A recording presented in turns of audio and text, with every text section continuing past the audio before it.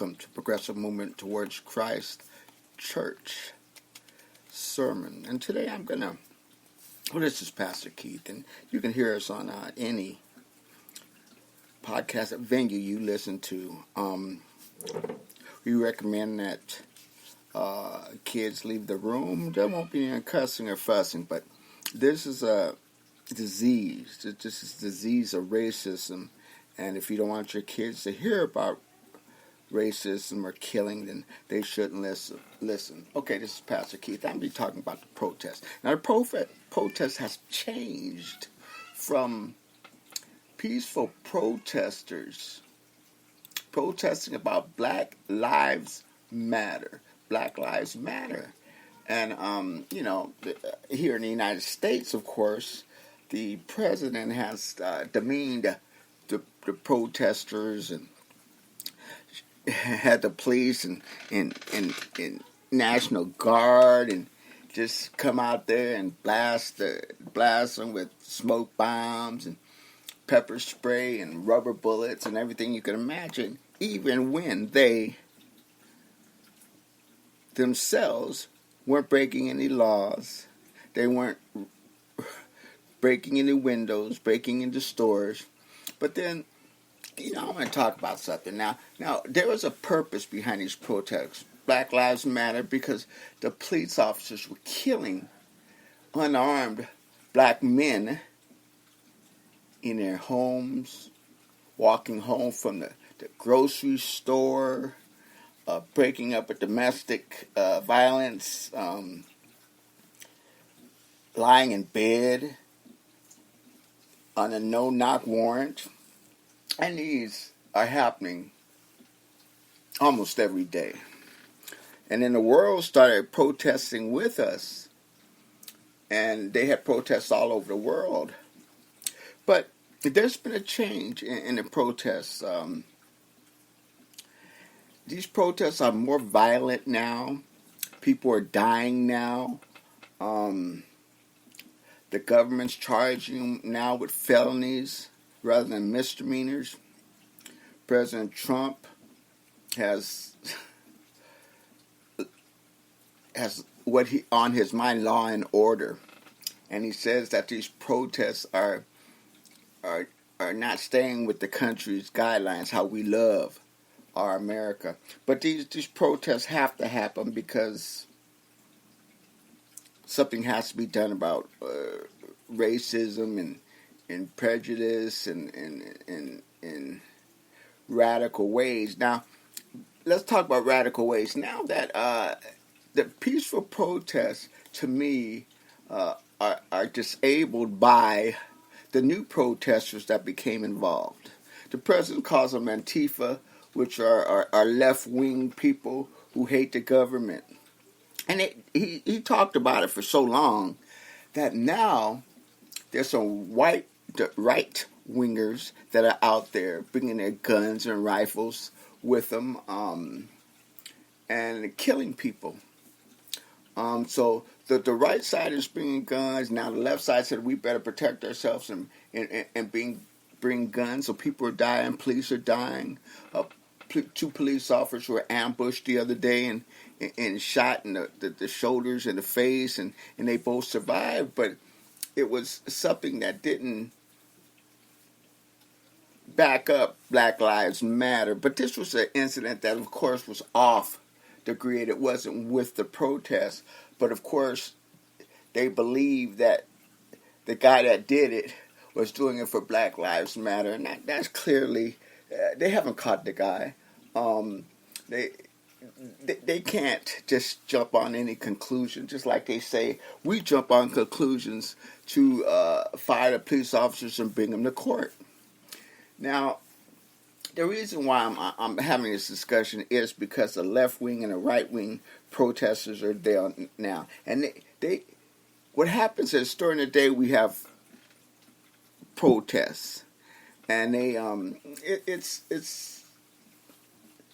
they're civil. They obey the laws. There's no looting, no vandalism, no shooting.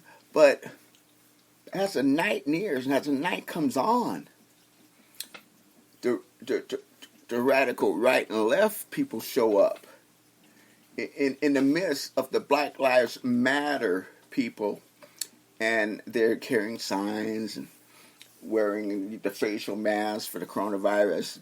They're doing everything, and we're thinking that's still the Black Lives Matter group that are there. But you have to understand that when it becomes 2 and 3 o'clock in the morning, and these people are still out there protesting, and they start shooting at each other, beating each other up, and killing cops and killing themselves. You have to understand that this is the left and right wing. This has nothing to do with Black Lives Matter. A lot of Black Lives Matter people are saying, "Stay away. You're making everybody think that we're killers and we're rioters and we don't believe in our country. We don't believe in the truth, and it's not helping the cause. Actually, it's causing the president to come down harder. The police force, what they have in our police force is, if they're protesting, they can't use force unless they declare it a riot instead of a protest. And more, I notice more police forces are calling riots even before any, say one person starts throwing bottles, left wing starts throwing bottles and a couple bottles at the police officers, they have shields and everything, but they automatically call a riot. And then the gas comes out, the pellets comes out, the pepper spray comes out. And we're not talking about just little pepper spray bottles spraying people in the face. We're talking about a machine that's made to put a lot, gallons of this stuff out. And that's the sad part about it.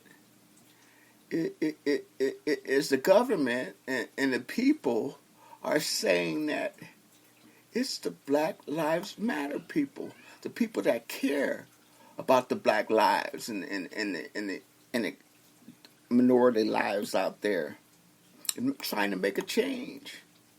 But the left and the right are coming out there the left is coming out there because they hate the government. And once the government started using a lot of force, they wanted to protect the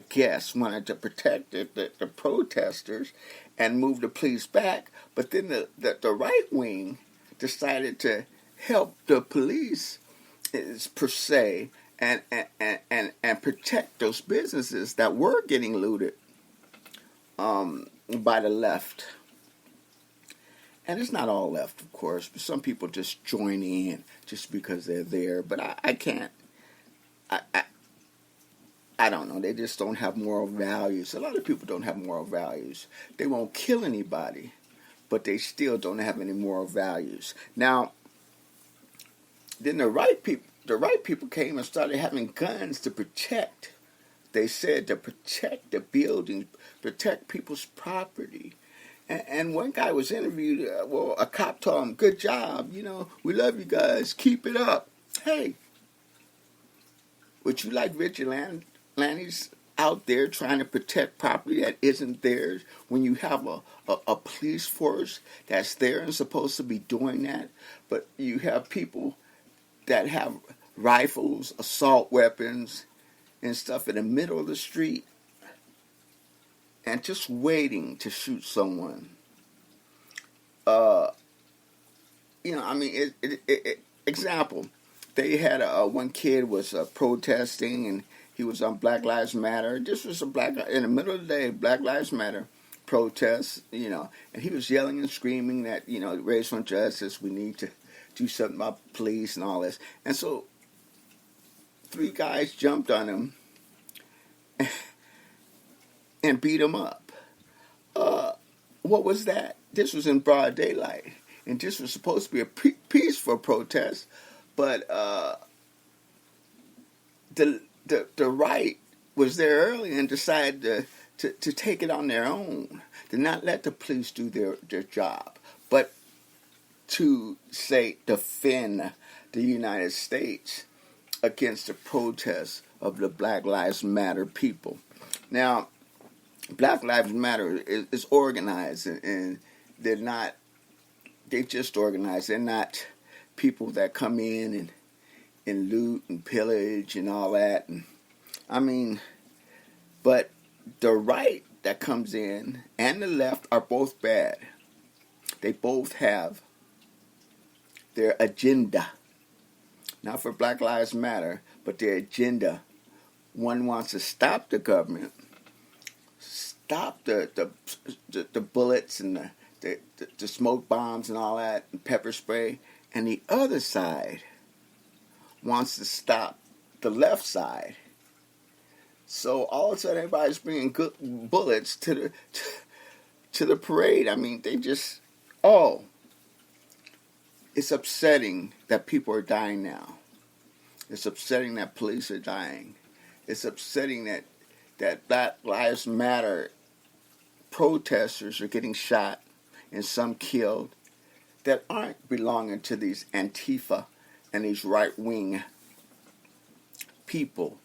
Now, they say America's great, and the president says we want America to be great again. But how can you be great if your law and order is not the police, just the police coming in and doing their jobs, but having the police come in and start shooting the place up, putting a bag over somebody's head, putting their knee on his neck and having him die within a week. Hey, that's police brutality. And our president hasn't slammed them for that. He just continues to say we have a lot of great police officers out there. I'm sure we do. But at the same time, we have a lot of police officers that don't even know that they're racist. That has this stuff inside them, even though they go out there and try to protect the citizens. This prejudice is embedded in them, taught to them by their parents, and they don't even know. If you think about it, everybody is prejudiced towards something. And the best thing we can do is follow God's word. Love everyone as we love ourselves. Love thy neighbor. Instruct our children that everyone's the same. Instruct our children that we're all made in God's image. Instruct our children right and wrong. Teach them that violence is not as powerful as the word. Let them fight with word. Let them fight with the pen. Not with an assault weapon.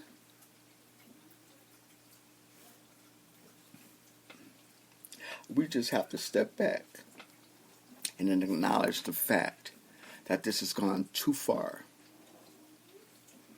And at this point, I don't know how we're going to stop it. Just like we can't stop the coronavirus. We can't stop the left and the right people from coming out. And if we stop the protests, then it's not going to get any better out here. We're caught in this conundrum. So ask God to help you out. Ask God what He wants you to do. And then we will have peace. No more fighting. No more shooting. No more killings of police officers. I think it'll get better after the election is over.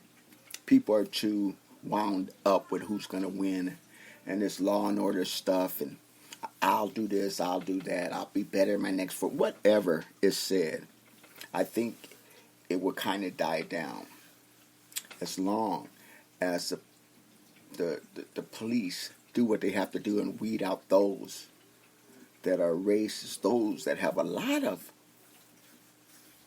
background of assaulting black people, brown people, when they're arresting them, killing them. It all shall stop, and the only way out is that door that the Lord Jesus Christ gives us. I want to thank you for listening. This is Pastor Keith. Thank you. Progressive Movement Towards Christ Church. You can hear us on any podcast venue that you listen to. Be with God.